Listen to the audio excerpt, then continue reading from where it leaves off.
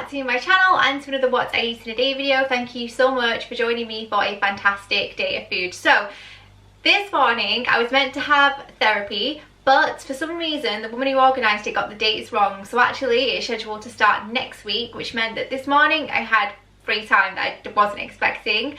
So I ended up nipping out straight after breakfast to get stuff for lunch and just to have a mooch about, and just because I was quite anxious about the session, so I got myself worked up. So I thought I'm just going to get out of the house, so I'm just going to sit here and it's not going to be that great for me. So I ended up going out, getting a few bits. I popped into M&S, Home Bargains, I went to Sainsbury's and got some lovely things for lunch and dinner tonight. So it should be a really fantastic day of food.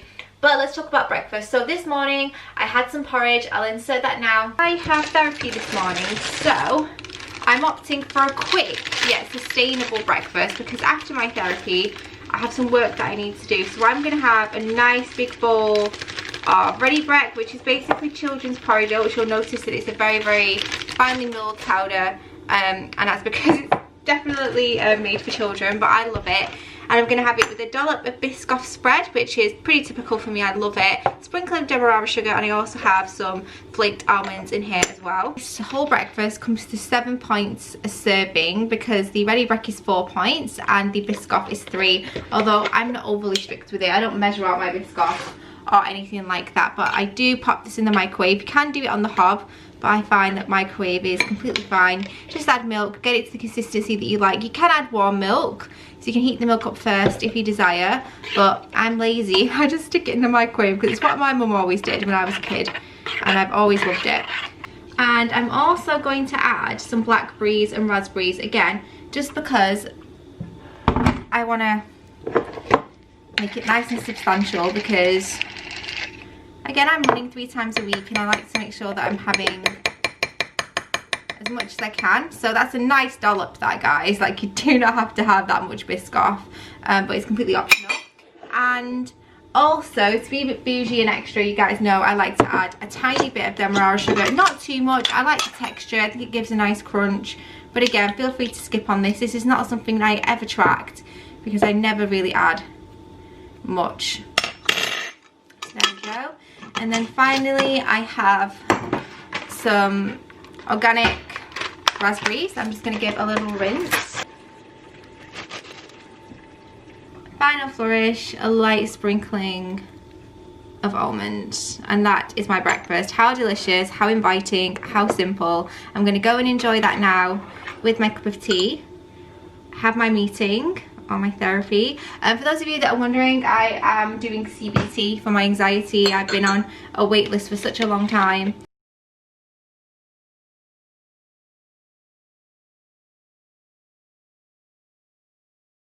Just a great way to start the day, especially as mornings are darker and colder now. It's great to have porridge. It's just a real fail-safe, and when you add that Biscoff, it is mega. It's so good.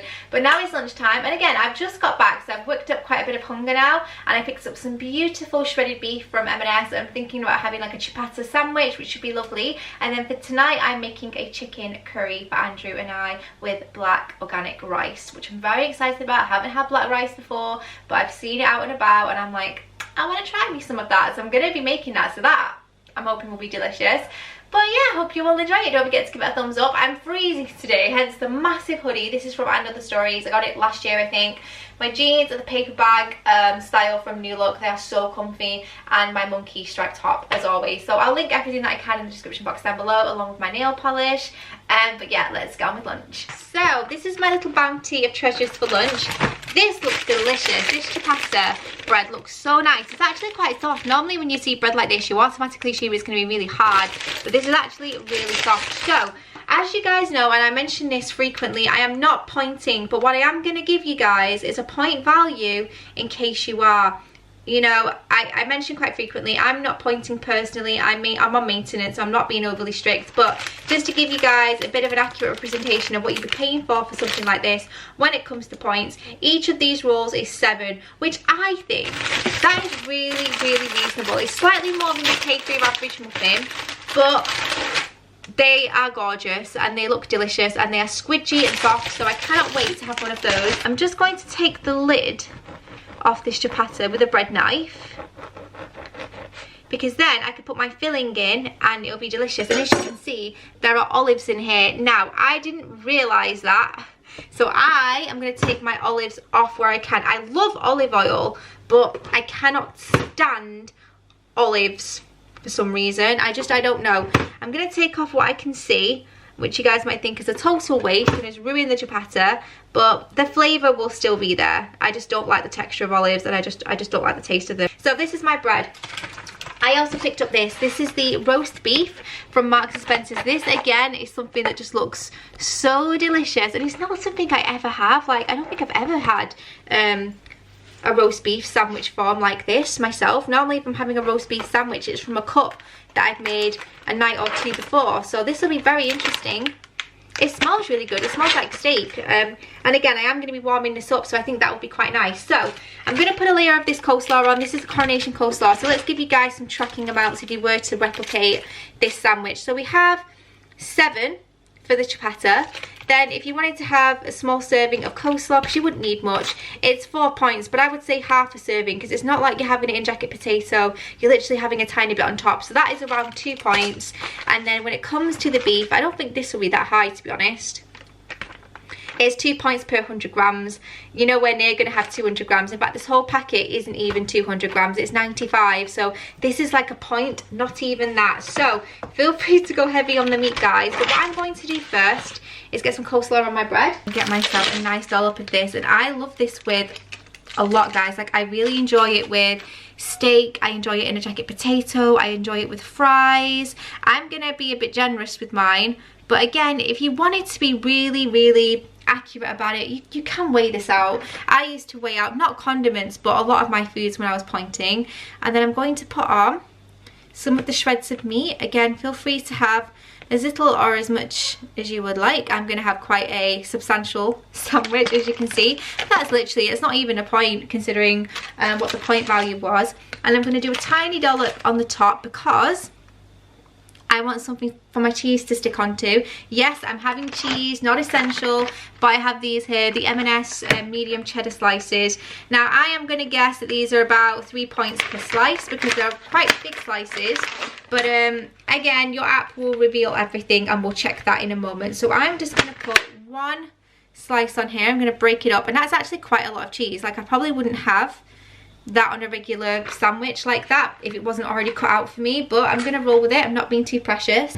And whilst I'm waiting for that, I'm gonna wrap up my leftovers with my food wrap from Beeswax Wrap Company. I love these. You guys know how big of a fan I am. These are just perfect for keeping everything airtight and fresh, and you don't have to use cling film. And this is the Emma Bridgewater design, the same as my kettle and my toaster. And then I have the Kath Kidston design as well, which is a newer addition to my collection. You will have seen these in my Christmas gift guide. This actually is one I've not used yet, so as you can see, it's wonderful. Beautiful florals.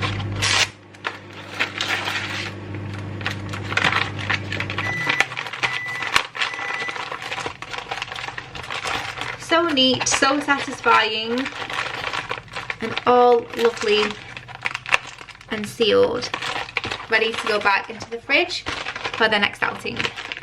And this has just melted ever so slightly. I'm going to slice it down the middle because I prefer to slice my sandwiches. I'm that person. And it smells incredible. This would have been really nice with some chili flakes in there as well, just to give it a bit of a kick. But already, I mean, that just smells incredible. It might not look the best in the world. I find that cooked beef like this never does, but the smell that is coming off this is actually making my tummy rumble and my mouth water. So I'm going to pop that on my plate, have it with a Coke Zero, and there you have it, a really lovely cold day lunch, not too much effort and not that high in point value at all. And to complete my meal, I'm going to have some crisps. These are the M&S Manchego cheese and chili, which again, I think the chili will go really nicely with this sandwich because these are quite mild flavours, because the cheese that I used was mild cheddar. Normally I would use mature. So I think that these tart crisps will add not only a lovely texture, but also a nice strong flavour as well, which will go really nicely with the mildness of the meat and the cheese. So I'm going to wrap those up.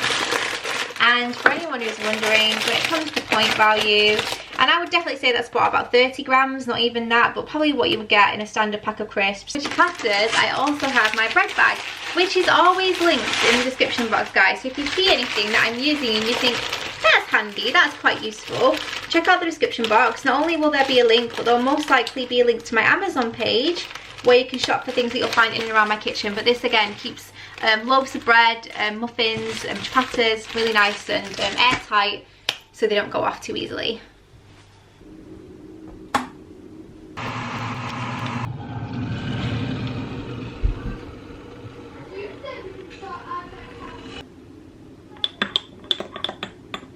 Okay, so we just got back from the schoolroom. Kids are upstairs getting washed and getting changed, and as I mentioned before, I went to M&S today and I picked up some salted caramel truffles that I've had my eye on for ages, and I've only actually just found them in my local store. This is what they look like in case you're interested. These would be lovely as a stocking filler or a little gift or as part of a hamper, but they're basically cocoa dusted liquid salted caramel truffles, which I'm very excited to have. I doubt these will be on the app, but I'll give it a try.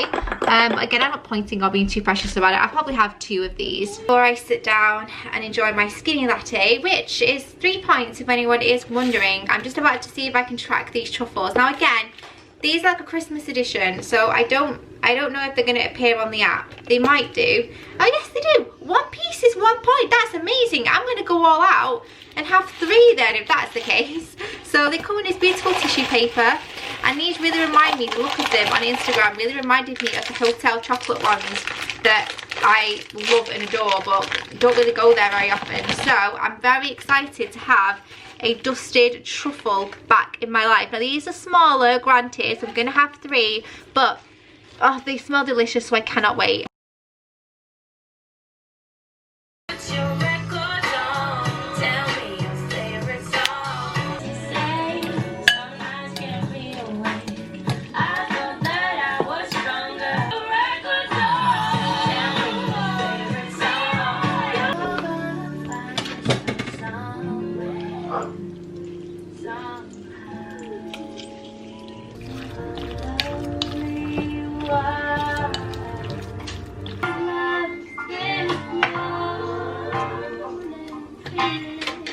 It's time to make the curry. As you've seen, I've chopped up this chicken. Now this is a combination of thigh and breast. It's majority breast, but there is a couple of thighs in there as well, and I've just seasoned them with salt and pepper. I have my yogurt here, my curry powder, a very specific blend of herbs and spices which you will find in the recipe in the description box down below, 2 fat cloves of garlic, an onion and some stock, and this is the simplest chicken curry ever.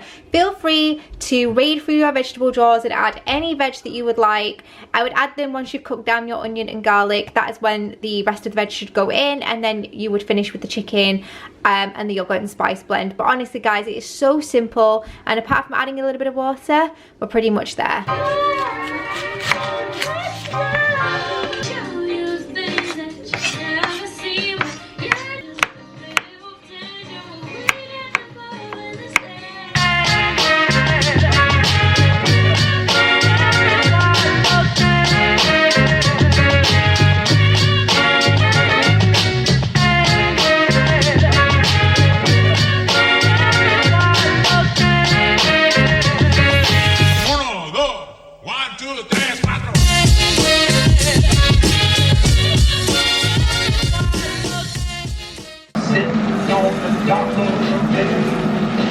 Watching the time, everything still remains the same. What about you? Has to be you.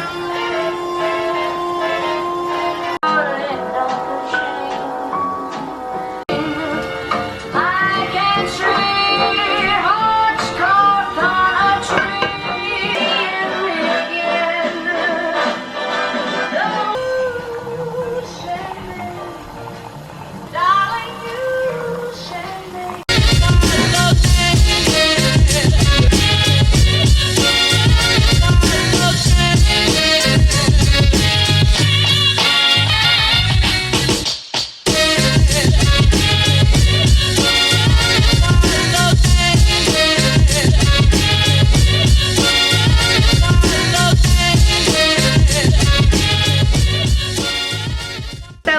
the end of another What I Eat. That rice was nice. The texture was harder than regular rice, but the flavour was pretty similar, if I'm honest. I didn't see a great difference in regards to the flavour. That might be because it was mixed in with curry and that kind of overshadowed everything, but it was really nice. I would definitely give it a try if you've not tried it before. It's not something that I'd have offered, but I like the way it looks, and I think if you're hosting a dinner party or something in the future, not now obviously, but something like that looks really visually pleasing and quite different, and the texture was a little bit harder, so if you like that graininess, then you'll enjoy that. But yeah, thank you so much for watching. Don't forget to give it a thumbs up, subscribe if you're new to see these frequently from me, and I'll see you in my next one. Bye.